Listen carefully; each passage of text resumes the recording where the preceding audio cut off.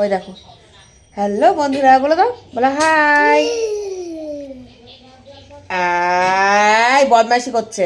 এ নাও, ও কি খাচ্ছে, তুমি কি খাচ্ছ বলো দাও তো। দদমুড়ি, বল দদমুড়ি খাচ্ছি না। ও দিদুন কি বলছে,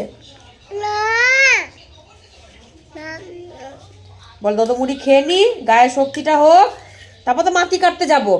মাটি কাটতে যাবে, ওখানে তো সারে আবার হেগে রেখেছে, ওই জায়গাটা পরিষ্কার না করলে তো একসার হয়ে যাবে এখনই।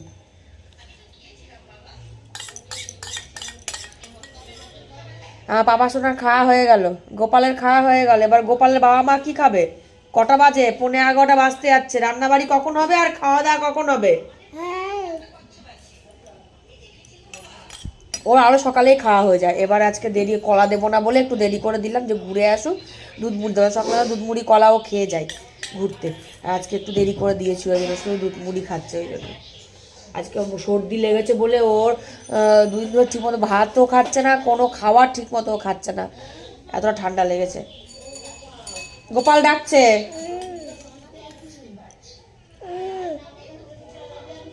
বলো আচ্ছা। বল তুমি তো তাড়িয়ে দাও আমাকে, লাঠি দিয়ে তাড়া করো, আমার তো ভয় লাগে। হয়েছে, হয়েছে, হয়ে গেছে, ছেচ ছেচ, ছেচ। চটাটা কত বলতে, বাই বাই। হয়ে গেছে খাওয়া, বললে বলে শুয়েই পড়লো খেয়ে নিয়ে। চলো টাটা। আচ্ছা।